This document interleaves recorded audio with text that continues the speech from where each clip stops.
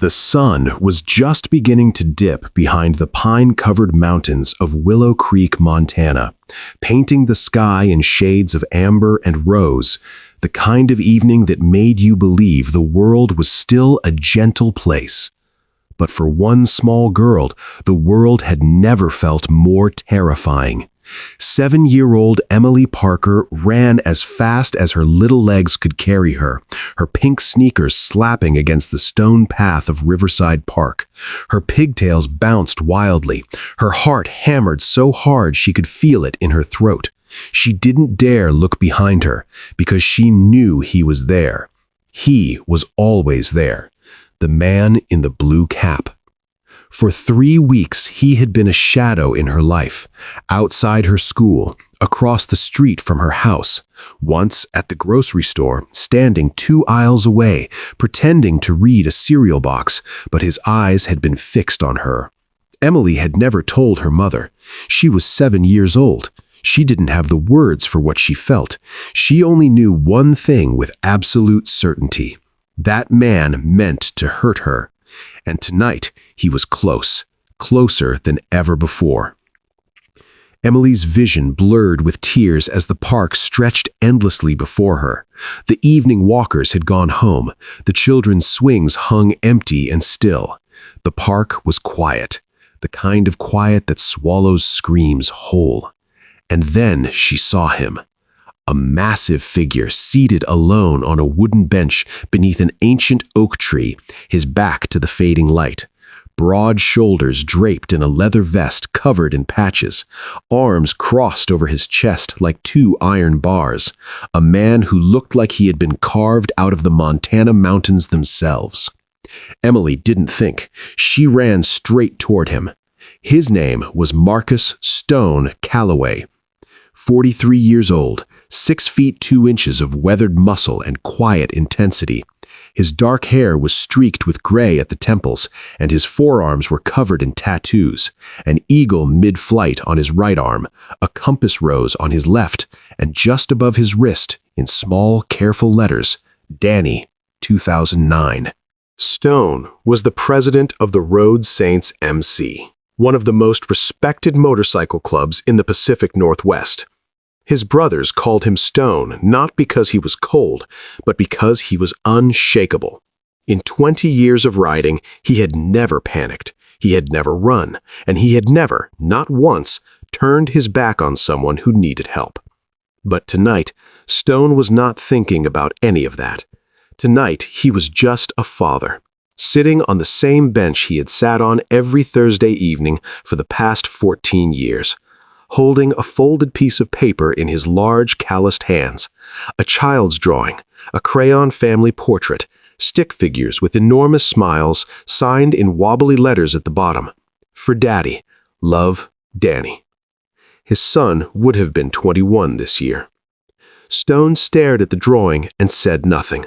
The oak tree rustled softly above him. A single tear cut a quiet path through the stubble on his jaw, and he let it fall.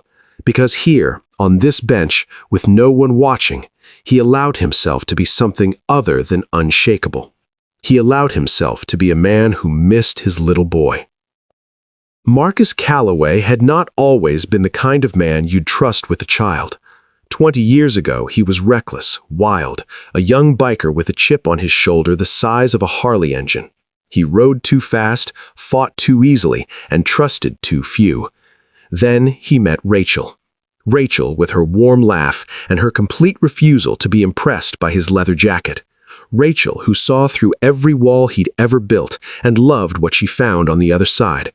They married young.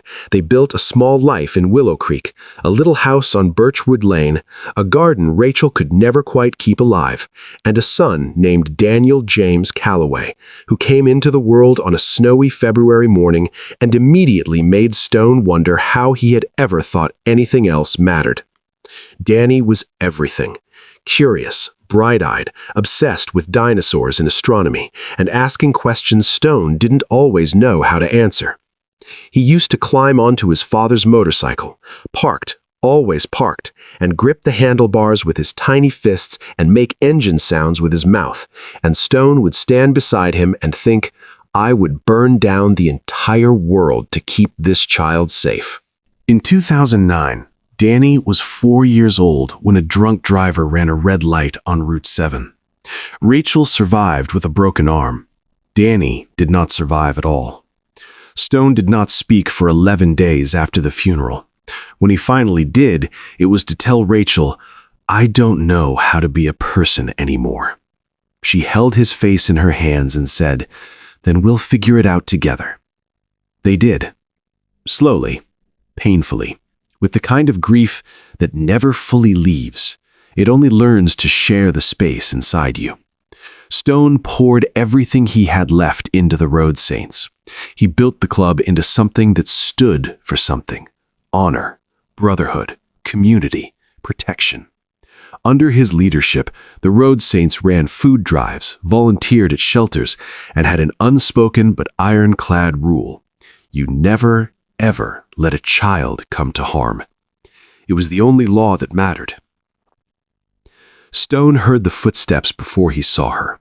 Small, desperate, running. He looked up, and a 7-year-old girl crashed directly into his knees, grabbed his hand with both of her small ones, and pressed herself against him like he was a wall between her and the end of the world. He could feel her shaking. "Please," she whispered. Her voice was barely sound at all. "Please don't let him get me." Stone didn't speak.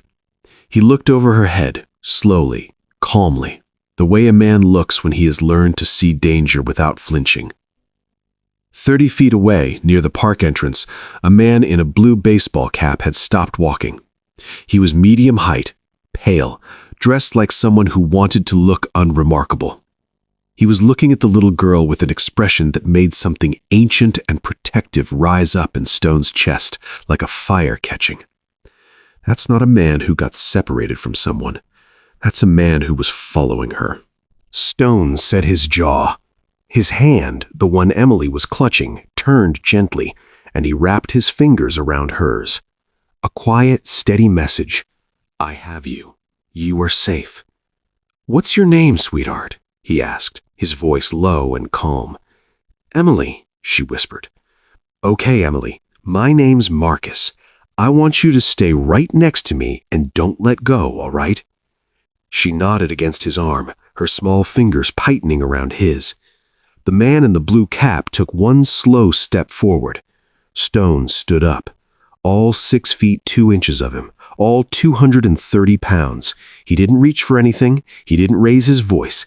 He simply stood and looked directly at the man with the flat, unwavering gaze of someone who has decided, completely and without any negotiation, that this ends here. The man stopped. For a long moment, the park was absolutely silent. Then Stone reached into his vest pocket and pulled out his phone. While Stone kept one eye on the man at the gate, he crouched down to Emily's level. His knees popped as he lowered himself, a fact that under other circumstances might have made him feel old. Right now, he felt nothing except the fierce, aching pull of a feeling he hadn't let himself fully feel in 14 years. She looked just like him, his Danny. Same age, same look of desperate trust in her eyes. The look a child gives an adult when they have decided, despite all the world's evidence, that this grown-up will not let them fall. Stone's throat tightened. "How long has that man been following you?" he asked quietly. Emily held up 3 fingers. 3 days?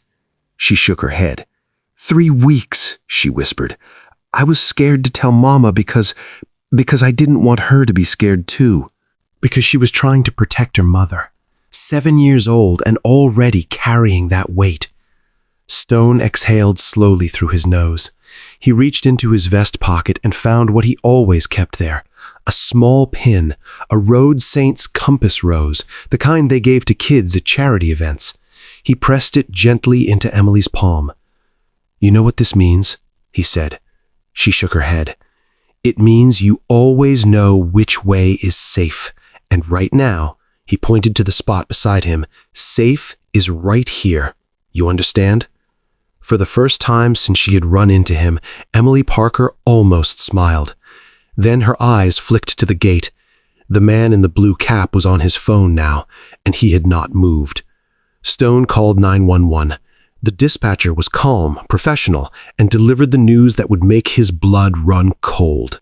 "Sir, we do have a unit in the area, but our response time tonight is approximately 25 minutes. There's a multi-vehicle incident on Route 7. I'd advise you to stay where you are and keep the child in sight." 25 minutes.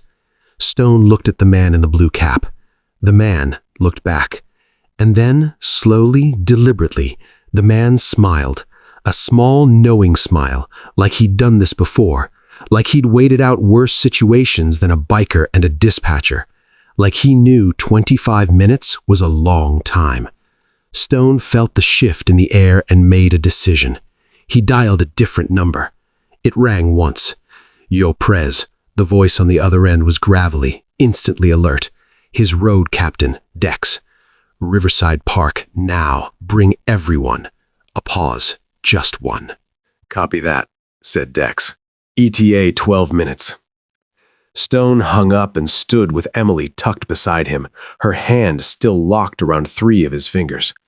The man at the gate began moving sideways, slowly, toward the park's eastern path, perhaps calculating, perhaps testing. Stone moved with him, keeping himself between Emily and every direction the man might approach from. It was 7 minutes before Emily heard it. A low, rolling sound in the distance, like distant thunder except the sky was clear, like an earthquake except the ground wasn't shaking. It grew louder and louder and louder until it was not thunder at all, but the unmistakable, earth-shaking roar of dozens of motorcycles turning onto Parkview Drive. Emily's eyes went wide. The man in the blue cap went still. And then they appeared. They came from every direction, Road Saints motorcycles flooding the streets surrounding Riverside Park, headlights cutting through the gathering dusk like moving stars. 34 bikes in total, ridden by men and women of every size and background, all wearing the same leather vest, all moving with the calm, coordinated purpose of people who had answered this call before and would answer it again without hesitation. Dex arrived first, parking his bike at the main gate and stepping off in one smooth motion. 6'4", bald, with a beard that had gone gray at the edges, a man who looked like he had been made for exactly these moments. He walked through the gate, spotted Stone, spotted the little girl, and then spotted the man in the blue cap. His jaw set. He pulled out his phone and took a clear photograph of the man, direct, unhurried, obvious. A message without words. "We see you. We have you documented. You are no longer anonymous." The man in the blue cap looked around. There were bikers at the east gate, bikers at the west, bikers parked along every street that surrounded the park. Not aggressive, not shouting, just there, present and immovable. A wall of leather and quiet fury, every single one of them watching him with the same expression. He took one step back, then another. Then he turned and walked away, quickly, then faster, then he was gone around the corner. 2 Road Saints followed at a distance, keeping him in sight and relaying his location to the 911 dispatcher until a police unit intercepted him 4 blocks away. In the park, Stone heard a small voice beside him. "Are those your friends?" Emily asked, staring at the sea of motorcycles. "My family," Stone said. Emily considered this seriously. Then she looked up at him, really looked at him, at the tattoos and the leather and the tear track that had dried on his jaw, and said the thing that would break Marcus Calloway open like a lock that had been waiting 14 years for the right key. "You're a good daddy." Stone stopped breathing. He looked down at the 7-year-old girl who knew absolutely nothing about Danny or Route 7 or a crayon drawing he kept folded in his vest pocket. She had simply looked at him with those clear, ancient child's eyes and seen something true. He lowered himself to one knee on the grass of Riverside Park, and he held this little girl's hand, and he did not try to stop the tears this time.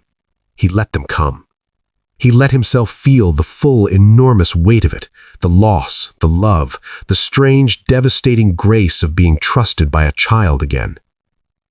Around him, 34 Road Saints stood quietly and let their president have his moment. None of them said a word. Emily's mother, Sarah Parker, arrived at the park 17 minutes later, her face white with terror, her hands shaking as she pushed through the crowd of bikers, who parted for her immediately, gently, stepping back to let her through. She saw Emily standing beside a large tattooed man on a park bench, wearing a small compass rose pin on her jacket, eating half of a granola bar someone had produced from a saddlebag. Sarah burst into tears. She ran to her daughter and scooped her up and held her so tightly that Emily squeaked. And then Sarah was laughing and crying at the same time, the way mothers do when relief is so overwhelming it has nowhere else to go. "She's okay," Stone said quietly. "She's a brave kid." Sarah looked up at him, at this enormous, tattooed, leather-vested man with reddened eyes, and she didn't see any of the things she might once have assumed about someone who looked like him. She saw the person who had kept her daughter safe. "I don't know how to thank you," she said. Her voice broke in the middle of it. Stone shook his head. "You don't have to." The police arrived and took statements. The man in the blue cap, whose name, it emerged, had appeared in similar reports in 2 neighboring counties, was taken into custody. Detectives would later find on his phone photographs that confirmed what Stone had known the moment he looked in that man's eyes. Emily was not his first target. But because of what happened in Riverside Park that evening, she would be his last. A week later, a card arrived at the Road Saints clubhouse. On the front was a crayon drawing. A little girl with pigtails standing next to a big man in a leather jacket surrounded by motorcycles. Inside, in careful, wobbly 7-year-old letters, "Dear Marcus, thank you for being my safe. Love, Emily." Stone framed it and hung it on the wall of his office, beside the crayon drawing of a stick figure family, signed, "For Daddy, love, Danny." 2 children, separated by years and grief and the particular cruelty of a world that doesn't always protect the smallest ones, but connected now on that wall by a man who had learned that love doesn't stop when you lose someone. It looks for somewhere new to land. We are told too often to judge by appearances. We see a man covered in tattoos and leather and we cross the street. We assume